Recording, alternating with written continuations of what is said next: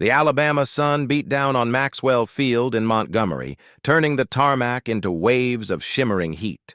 Captain Rachel Donovan stood beside her L-5 Sentinel, a small observation aircraft that looked like a toy compared to the bombers and fighters lined up across the airfield. It was July 1944, and Rachel had just been transferred to the Air Rescue Service, a new unit tasked with recovering downed pilots from behind enemy lines. She was 32 years old, with dark hair pulled back in a regulation bun and eyes that had seen too much already. Before the war, she had been a bush pilot in Alaska, flying supplies to remote mining camps in weather that would ground most pilots. She could navigate by the stars, land on a dime, and coax a struggling engine through conditions that terrified more experienced aviators. When the Women Air Force Service Pilots program started in 1942, Rachel was among the first to join. She had ferried every type of aircraft the Army had, from trainers to B-17 bombers, logging more than 2,000 flight hours. She had survived 3 emergency landings and 1 engine fire. But despite all that experience, the men of the Air Rescue Service looked at her and saw only a woman who didn't belong. Captain Donovan. The voice belonged to Colonel Richard Hayes, the commanding officer of the rescue unit. He was a lean man in his 40s with a fighter pilot's confidence and a deep skepticism about women in aviation. "I've been reviewing your assignment here.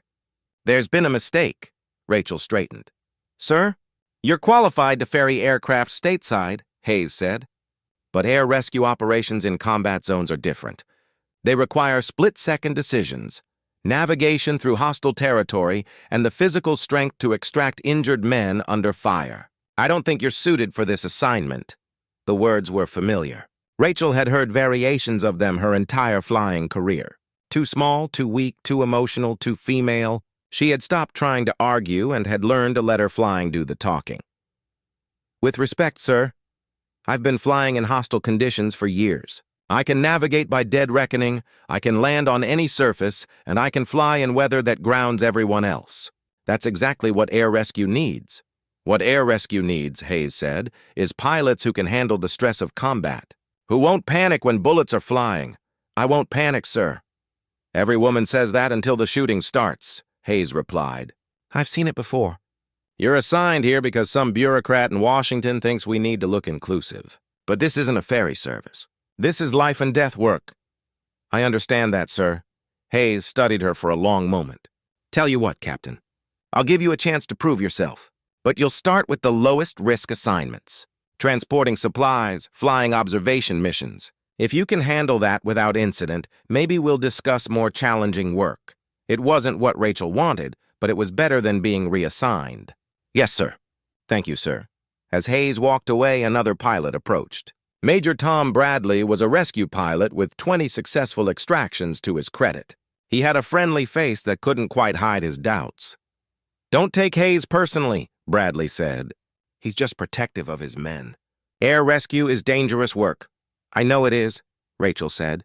"Do you?" Bradley asked gently. "Have you ever been shot at, Captain?" Rachel thought about her ferry flights across the North Atlantic, dodging German U-boats and fighting through storms that had claimed dozens of aircraft. She thought about landing a crippled B-24 with 3 engines out and watching the crew walk away alive. "I've been in situations where I thought I was going to die," she said quietly. "I'm still here." "So are the people I was responsible for." Bradley nodded slowly. "Fair enough. But rescue work is different. You're not just trying to survive. You're trying to find someone else who's trying to survive, usually with half the German army between you and them." Over the next 3 weeks, Rachel flew the assignments Hayes gave her. Supply runs to forward bases, weather reconnaissance flights, observation missions where she circled safe areas and radioed positions back to headquarters. It was boring, pointless work, and Rachel knew exactly what it was.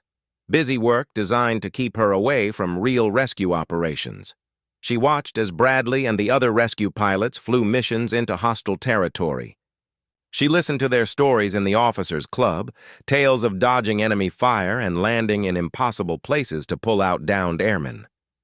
She heard the respect in their voices when they talked about each other, and she heard the silence when she entered the room. Then, on an August morning, everything changed. Rachel was in the briefing room when the emergency call came through. A B-17 bomber squadron had been hit hard over Germany. Multiple aircraft had gone down in French territory that was still occupied by German forces.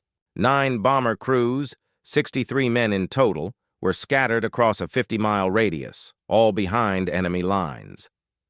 The rescue pilots gathered around the map as Colonel Hayes laid out the situation. The British resistance has made contact with most of the crews. They're hiding in farms and villages, but the Germans are searching for them. We have a window of maybe 48 hours before they're all captured or killed. That's a lot of men spread over a lot of territory, Bradley said. How many aircraft do we have available for extraction? Hayes grimaced. That's the problem. We've got 3 L5s operational. 2 more are down for maintenance. 3 aircraft, 9 pickup locations. It's going to take multiple trips. And the Germans will figure out what we're doing after the first extraction, another pilot said. They'll be waiting for us on the next runs. The room fell silent as everyone contemplated the logistics. 9 pickup sites, limited aircraft, enemy forces actively searching the area. It was a nightmare scenario. Rachel studied the map, her mind already calculating distances, fuel requirements, and optimal routes. She saw something the others hadn't noticed yet. "Sir," she said, "permission to speak?" Hayes looked at her with barely concealed irritation. "What is it, Donovan?" "The pickup sites form a rough arc," Rachel said, tracing her finger across the map. "If we approach from the southwest, instead of the direct route from England, we could hit all 9 sites in a single continuous run. Fly low through this valley system, hop from site to site, and exit through Spain." Bradley shook his head. "That's 300 miles of continuous flying through enemy territory. The L5 doesn't have that kind of range. It does if we strip everything unnecessary and fly at optimal fuel consumption altitude," Rachel said. "I've calculated it. We'd have a 20-minute reserve." 20 minutes, Hayes said. "That's insane. And even if the fuel worked out, you're talking about 9 separate landings in hostile territory. 9 chances to be shot down or captured. Yes, sir. But it means we get all the crews out in one mission instead of spreading it over days. No time for the Germans to set up ambushes after they figure out what we're doing." "It's impossible," Hayes said flatly. "No pilot could maintain that kind of precision over that distance. One navigation error, one delay at any pickup site, and you run out of fuel over enemy territory." "I could do it," Rachel said quietly. The room erupted in dismissive laughter. Hayes held up a hand for silence. "Captain Donovan, this isn't Alaska. This is combat." "Sir, I've been flying supply runs in Alaska for 8 years," Rachel said. 200-mile trips through mountains in whiteout conditions with no radio navigation. I learned to fly by landmarks, wind patterns, and instinct. This mission is exactly what I've been training for my entire career." Hayes shook his head. "The answer is no. We'll proceed with the original plan. 3 aircraft, multiple trips. Bradley, you'll take the first run. Carter and Mitchell will follow. Donovan, you're grounded for this operation." "Sir." "That's an order, Captain."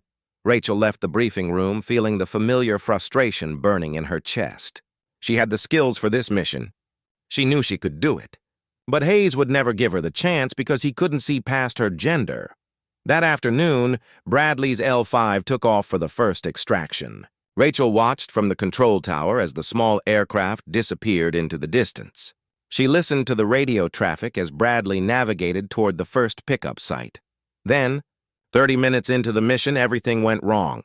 "Mayday! Mayday!" Bradley's voice crackled over the radio. "I'm taking ground fire. Engines hit. Going down. I repeat, going down." The radio went silent. Rachel felt ice flooding through her veins. Bradley was down.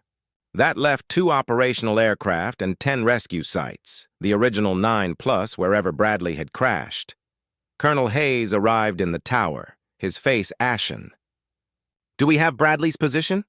"Last transmission put him about 40 miles into French territory," the radio operator said. "No further contact." Hayes slammed his fist on the desk. "Damn it, Carter, Mitchell, get your aircraft ready. We're going to have to—" "Sir," Rachel's voice cut through his planning. "Let me take the arc route. 1 aircraft, all 10 sites, single continuous run." "Captain, I already told you, Bradley is down," Rachel interrupted. Every hour we wait gives the Germans more time to find those crews. Your multi-trip plan just became even more dangerous because now they know we're coming. My way is the only chance we have to get everyone out." Hayes stared at her, clearly torn. She could see against women pilots versus the desperate need to save 64 American airmen. "You really think you can do this?" he asked. Rachel met his eyes. "I know I can, sir. But you have to trust me." Hayes was quiet for a long moment. Finally, he said, "Prep your aircraft. You launch in 2 hours. But Donovan, if you get yourself killed trying to prove a point, I'll never forgive myself for letting you go." "I'm not trying to prove a point, sir," Rachel said. "I'm trying to save lives." She ran to her L5, her mind already racing through the mission planning. Strip the excess weight, calculate fuel consumption, memorize the route. She had 2 hours to prepare for the most dangerous flight of her life. As she worked, Major Carter approached. He was one of the rescue pilots who had openly questioned her qualifications. "Donovan," he said, "I owe you an apology. I didn't think you could handle rescue work. But watching you plan this mission, seeing how you're approaching it, you're the best pilot for this job." "Thank you, sir." "But I want you to understand something," Carter continued. "If this goes wrong, if you can't complete the mission, there's no backup plan. Hayes is gambling everything on you. 64 men are counting on you to be as good as you say you are." Rachel met his eyes. "I know, and I am." 2 hours later, Rachel climbed into her L5. The aircraft had been stripped of everything unnecessary: extra radios, armor plating, even the seat cushions. Every pound she saved meant more fuel, more range, more margin for error. She started the engine, ran through her checks, and radioed the tower. "Maxwell Tower, this is Rescue 1. Ready for departure." Colonel Hayes's voice came back. "Rescue 1, you are cleared for takeoff. And Donovan, bring them all home." "Yes, sir." "That's the plan." Rachel pushed the throttle forward and felt the L5 accelerate down the runway. The small aircraft lifted into the Alabama sky, climbing toward the east and the dangerous mission that awaited. As the coastline fell away behind her and the Atlantic stretched out ahead, Rachel thought about the 64 men waiting for rescue. She thought about Bradley somewhere in occupied France, hoping someone would come for him. And she thought about every person who had ever told her she couldn't do something because she was a woman. She was about to prove them all wrong. Part 2, The Impossible. Flight Rachel crossed the English Channel as the sun climbed toward noon. The L5 handled beautifully despite being stripped down to its bare essentials. She flew low, just a few hundred feet above the water, staying under German radar coverage. The intelligence briefing had been clear. The 9 bomber crews were scattered across northern France in small villages and farm compounds. The French resistance had hidden them, but German patrols were sweeping the area. Rachel's window of opportunity was closing fast. Her first challenge was finding Major Bradley. His last known position was 40 miles inland from the coast, near a small farming village. The resistance radio had confirmed he survived the crash and was hiding in a barn. Rachel made landfall on the French coast and immediately dropped even lower, following the contours of the land. She navigated by landmarks: a distinctive church steeple, a bridge across a river, a crossroads with a distinctive pattern. No GPS, no radio navigation, just her eyes and her experience. 20 minutes later, she spotted the smoke from Bradley's crashed L5. The wreckage was in a field, surrounded by German vehicles. But Bradley wasn't there. He had made it to the barn half a mile away. Rachel circled once, looking for a landing spot. The fields were small, separated by hedgerows, not ideal for landing. But she found a pasture that was just long enough if she came in steep and stopped fast. She dropped the L5 into the field with a precision that came from thousands of hours of bush flying. The aircraft touched down, bounced once, and rolled to a stop with 50 feet to spare. 2 French resistance fighters emerged from the hedgerows, followed by Major Bradley limping but alive. "You're a sight for sore eyes." "Captain," Bradley said as he climbed into the cramped rear compartment of the L5, "I never thought Hayes would let you fly this mission." "He didn't have much choice," Rachel said. "Strap in tight. We've got 8 more stops and a long way to go."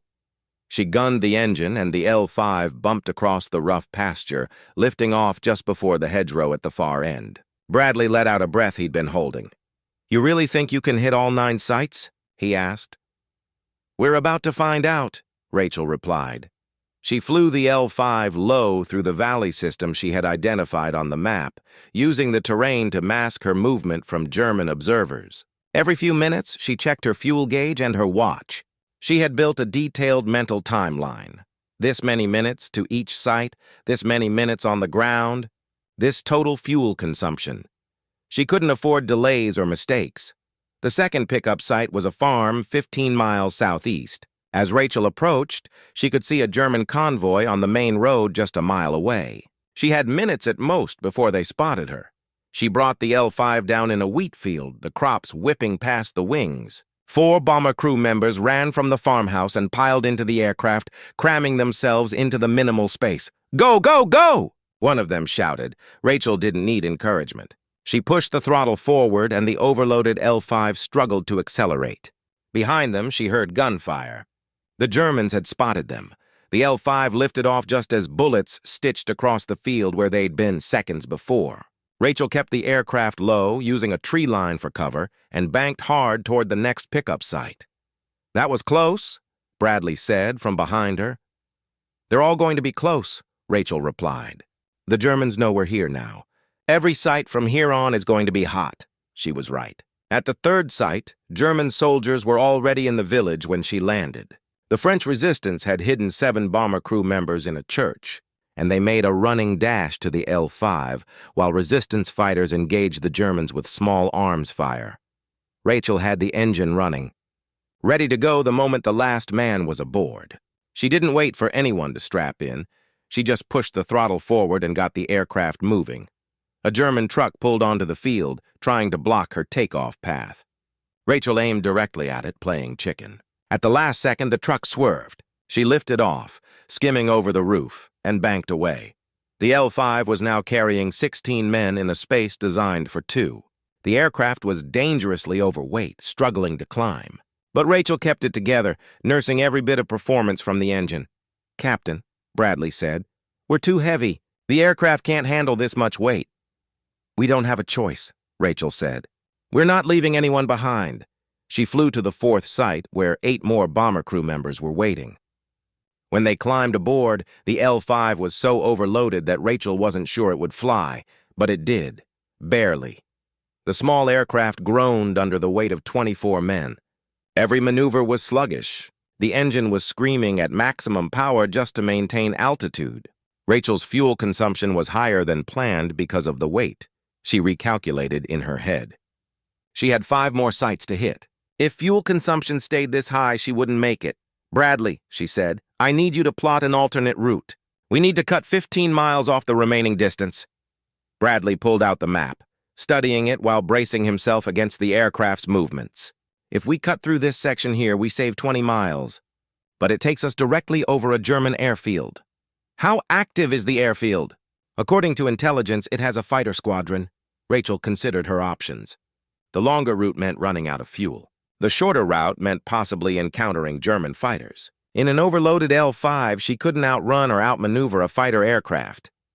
"We'll take the short route," she decided, "low and fast. If we're lucky, they won't even see us." They weren't lucky. As Rachel flew over the German airfield, she saw fighters scrambling on the runway. Within minutes, 2 Me-109s were in the air, hunting for her. "Fighters at 6 o'clock, Bradley shouted. Rachel pushed the L-5 down to treetop level, flying so low that the men in back could see individual leaves passing by. The German fighters couldn't match her altitude. They were too fast, designed for high-altitude combat. But they could dive on her. Rachel waited until the last possible second, then jinked hard left. The first Me-109 overshot, its cannon fire tearing up the ground 50 feet away. The second fighter adjusted, lining up for another pass. Rachel spotted what she needed, a narrow canyon between 2 hills. She aimed for it, the overloaded L-5 barely fitting between the cliff walls. The German fighters, with their wider wingspans, couldn't follow. She emerged on the other side and immediately dropped back to ground level, following a road that wound through the countryside. The fighters circled overhead looking for her, but she had disappeared into the terrain. "That," Bradley said with awe in his voice, "was the best flying I've ever seen." "Save the compliments until we're home," Rachel said. Her hands still shaking from the adrenaline, she hit the next 3 pickup sites in rapid succession, grabbing crews and lifting off as quickly as possible. The Germans were fully alerted now, with convoys converging on the area. But Rachel was always one step ahead, never staying on the ground more than 90 seconds.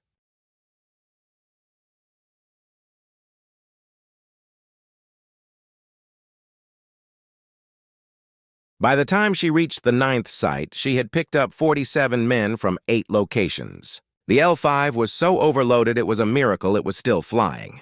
Some men were sitting on others' laps. There was no room to move, and she was almost out of fuel. The gauge showed less than 15 minutes of flight time remaining. Spain, and safety, was 30 minutes away at the L5's current overloaded speed. She wasn't going to make it. Rachel's mind raced through options. She could land in France and wait for another rescue. But the Germans would find them within hours. She could try to stretch the fuel by flying at optimal efficiency, but that meant climbing to altitude, which would make them visible to every German position in the area. Then she remembered something from her Alaska flying days. The L5's engine could run leaner than the manual specified. Most pilots never pushed it that far because it risked damaging the engine. But if she could run the engine lean enough, she might squeeze out the extra fuel she needed. She adjusted the mixture control, leaning the engine until it started to run rough, then backed off just slightly. The fuel consumption dropped. It would burn out the engine eventually, but eventually didn't matter if it got them to safety first. "What are you doing?" Bradley asked, hearing the engine change pitch. "Something the manual says not to," Rachel replied. "Hold on. This is going to be close." She flew the L5 across the French countryside, every minute feeling like an hour. The fuel gauge dropped toward empty. The engine began to sputter as it sucked up the last drops of gasoline. "I can see the border," Bradley said. 2 miles. The engine coughed. Once, twice. 1 mile, Bradley called out. The engine died completely. The propeller windmilled to a stop. Rachel was gliding an aircraft that was never designed to glide, carrying 50 times its intended passenger load. With no engine power and no room for error, she spotted a field just across the Spanish border. It was small, surrounded by stone walls, probably impossible to land in. But it was all she had. She aimed for it, managing her glide speed with precision born of desperation. The L5 dropped toward the ground, the wind whistling through the struts. They cleared the border fence by feet. Rachel pulled back on the stick, flaring for landing. The L5 touched down hard, bounced, hit again, and rolled across the rough field. It was heading straight for the stone wall. Rachel stood on the brakes. The aircraft slowed, but not fast enough. 10 feet from the wall, the L5 finally stopped. For a moment, everyone sat in stunned silence. Then someone in the back started laughing. Then everyone was laughing, the tension breaking in waves of relief. Rachel shut down the controls with hands that were still shaking. "Everybody out," she said. "We're in Spain. We're safe!" The bomber crews piled out, kissing the ground, hugging each other, shouting with joy. Spanish border guards approached cautiously, uncertain what to make of the overloaded aircraft that had barely made it across the border. Rachel climbed out last, her legs unsteady. Major Bradley met her with a handshake that turned into a hug. "You did it," he said. "You actually did it." 64 men. All of them safe. Rachel looked at the crowds of bomber crews, at the men who were alive because she had refused to accept impossible as an answer. "Yeah," she said quietly. "I guess I did." Part 3. The recognition. She earned the journey back to England took 3 days. The bomber crews were processed through Spanish authorities, then transported across Gibraltar and finally returned to their units. Rachel flew back in a proper transport aircraft, her stripped-down L5 left behind for repairs. When she landed at Maxwell Field, she expected a routine debriefing and then a return to her mundane assignments. What she found instead was a crowd of officers, enlisted men, and reporters waiting on the tarmac. Colonel Hayes stepped forward as Rachel climbed down from the transport. His expression was unreadable. "Captain Donovan," he said formally, "your mission report has been reviewed by Air Force Command. I've been instructed to inform you that you've been nominated for the Distinguished Flying Cross for extraordinary achievement in aerial flight." Rachel stood stunned. The Distinguished Flying Cross was one of the military's highest honors for aviation achievement. "Sir, I was just doing my job." "Your job," Hayes said, his voice softening, "was to follow orders and fly transport missions. Instead, you flew 300 miles through enemy territory, made 10 landings under fire, evaded German fighters, and brought home 64 men in an aircraft designed to carry 2. That's not doing your job, Captain. That's performing a miracle." He extended his hand. "I owe you an apology. I didn't believe you were capable of this kind of flying. I was wrong. You're not just a good pilot, Donovan. You're one of the best I've ever seen." Rachel shook his hand, feeling a weight lift from her shoulders that she'd been carrying for years. "Thank you, sir." Over the next week, Rachel's story spread across the military and into the civilian press. "Female Pilot's Daring Rescue," read one headline. "One Woman Saves 64. Men Behind Enemy Lines," proclaimed another. The bomber crews she had rescued began writing letters, telling their stories of the impossible flight. Major Bradley wrote a detailed account that was published in Stars and Stripes magazine, describing Rachel's flying with language usually reserved for combat aces. But not everyone was pleased with the attention. Some officers complained that Rachel was being given too much credit for what should have been a routine rescue operation. Others suggested that the story was being exaggerated for propaganda purposes. One colonel wrote a memo arguing that Rachel's mission violated safety protocols and should be investigated rather than celebrated. "Allowing an aircraft to become so dangerously overloaded sets a bad precedent," he wrote. "The fact that Captain Donovan succeeded doesn't excuse the recklessness of the attempt." The memo landed on the desk of General Henry Hap Arnold, the commanding general of the Army Air Forces. Arnold read it, read the mission reports, and then did something unexpected. He flew to Maxwell Field personally to meet Rachel. General Arnold was a legend in aviation circles, one of the Army's first pilots and the architect of American air power. When he walked into the operations building, everyone snapped to attention. "At ease," Arnold said. "I'm looking for Captain Donovan." Rachel stepped forward. "Sir," Arnold studied her for a moment. "Captain, I've been flying for 35 years. I've seen good pilots and bad pilots, brave pilots and cowards. I've read your mission report 3 times, trying to figure out how you pulled off what should have been impossible." He pulled out a set of orders. "I'm assigning you to the Air Rescue Service headquarters as Chief of Tactical Operations. You'll be responsible for training all rescue pilots in advanced techniques and developing new procedures for behind-the-lines extractions." Rachel felt her heart racing. "Sir, I'm honored, but there are more experienced officers." "More experienced at what?" Arnold interrupted. "Flying by the book? Following procedures? Captain, you just proved that sometimes the book is wrong. You saw a problem, calculated a solution, and executed it flawlessly under conditions that would have broken most pilots. That's exactly what I need in my tactical operations chief." He pinned a new rank insignia on her collar. "You're now Major Donovan. And Major, I want you to know something. That colonel who wrote the memo criticizing your mission, I just reassigned him to a desk job in Alaska. I don't need officers who are afraid of bold action. I need more officers like you." Over the next year, Rachel transformed how the Air Rescue Service operated. She developed new techniques for overload flying, created navigation protocols for flying without radio guidance, and trained dozens of pilots in the skills she had learned in Alaska and perfected over France. The rescue units using her methods saved hundreds of downed airmen. Missions that would have been considered impossible became routine, and slowly the culture of the Air Rescue Service began to change. More women pilots were recruited. The dismissive attitudes faded. Results mattered more than gender. But Rachel's most important contribution came in a different form.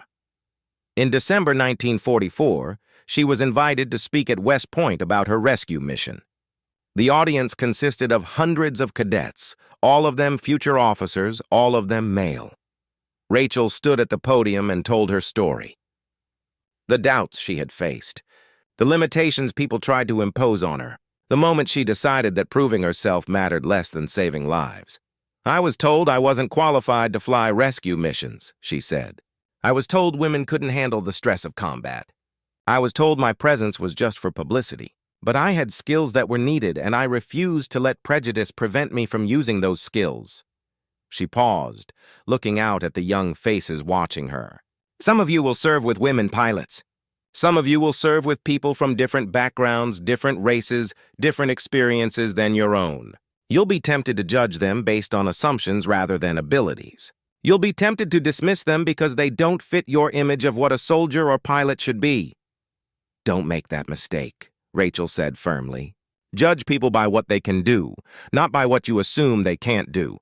Because if Colonel Hayes had trusted his assumptions about women pilots, 64 American airmen would have died in German prison camps. Prejudice doesn't just hurt the people it targets. It hurts everyone."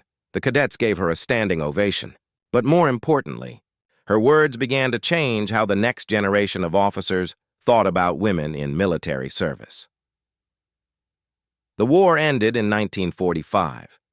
The Women Air Force Service Pilots program was disbanded, and most female pilots were forced out of military aviation.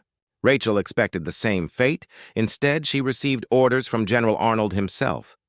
The Air Force, now a separate branch of the military, was creating a permanent rescue service, and Rachel was being promoted to lieutenant colonel and assigned as deputy commander. "We're keeping you," Arnold told her. "You've proven you're too valuable to lose." Rachel served for 20 more years, rising to the rank of full colonel before retiring in 1965. During her career, she oversaw rescue operations in Korea and the early years of Vietnam. She trained hundreds of rescue pilots, both male and female, and she never stopped advocating for judging people by their abilities rather than their assumptions. At her retirement ceremony, now General Bradley gave the farewell speech. He was older now, with gray hair and a chest full of medals earned in 2 wars. "I owe my life to Colonel Donovan," Bradley said. "But more than that, I owe her an apology. When she first arrived at Maxwell Field in 1944, I doubted her. I thought she was just a publicity stunt. I couldn't imagine a woman having the skills for combat rescue." He looked at Rachel. "Then she flew a mission that I wouldn't have attempted. She did things I wouldn't have thought possible. And she did it all while carrying the burden of having to prove herself every single day in a way that male pilots never had to." "Colonel Donovan didn't just save 64 men that day in France," Bradley continued. "She changed what the Air Force thought was possible. She opened doors for every female pilot who came after her. And she showed all of us that courage and skill have nothing to do with gender." Rachel retired to a small house in Colorado, where she could see the mountains and remember her days flying in Alaska. She thought her story was over, that she would fade into quiet retirement. But in 1976, the Air Force decided to create a permanent memorial to the Women Air Force Service pilots. As part of that effort, they commissioned a documentary about the most significant WASP achievements. A film crew came to interview Rachel. The young female director was eager, professional, and clearly inspired by Rachel's story. "Colonel Donovan," she asked, "what do you want people to remember about your rescue mission?" Rachel thought for a long moment. "I want them to remember the 64 men who survived. I want them to remember that when everyone said something was impossible, we did it anyway. And I want them to remember that the only real limitations are the ones we accept without challenging." The documentary aired on national television in 1977. It reignited interest in Rachel's story and in the broader contributions of female pilots during the war. Congress, prompted by the publicity, finally granted formal military status to the Women Air Force Service pilots, something that had been denied for 30 years. The women who had served were finally recognized as military veterans with full benefits. At the ceremony in Washington, where President Carter signed the bill, Rachel was invited as the guest of honor. She was 65 years old now. Her dark hair turned gray, but her eyes still had that same sharp focus. "This recognition is long overdue," President Carter said in his remarks. The women of the Wasp served with courage and distinction. They flew every aircraft in our inventory. They ferried planes across oceans. They tested damaged aircraft to find mechanical problems.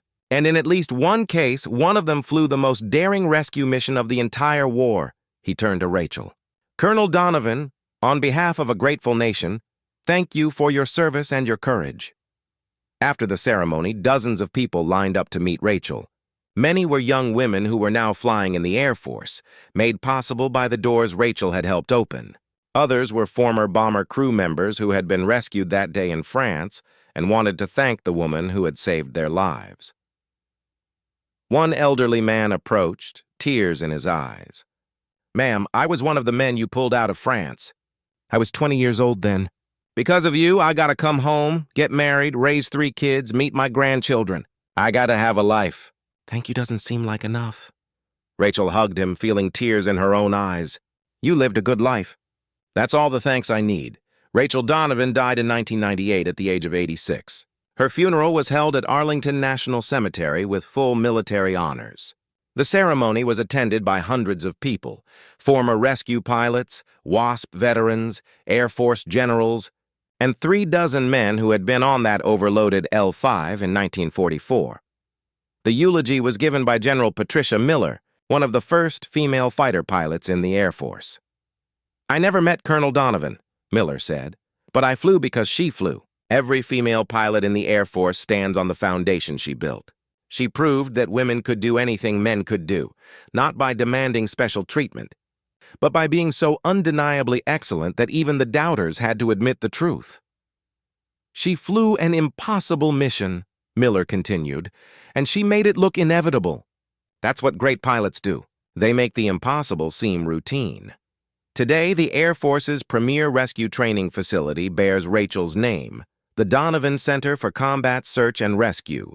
Every rescue pilot trains there, learning the techniques Rachel pioneered and the philosophy she embodied. No one gets left behind. No mission is truly impossible, and ability matters more than assumptions. In the entrance hall of the Donovan Center hangs a painting of Rachel's L-5, overloaded with rescued airmen flying low over the French countryside. The plaque beneath reads, "Major Rachel Donovan, 1912. Her legacy is the idea that courage and skill don't belong to any one gender or background. That sometimes the person everyone underestimates is exactly the person who will do the impossible. And that the only real limits are the ones we choose to accept." Rachel Donovan refused to accept limits. She flew the impossible mission. She saved 64 lives. And she changed what the world thought women could do. And that changed everything.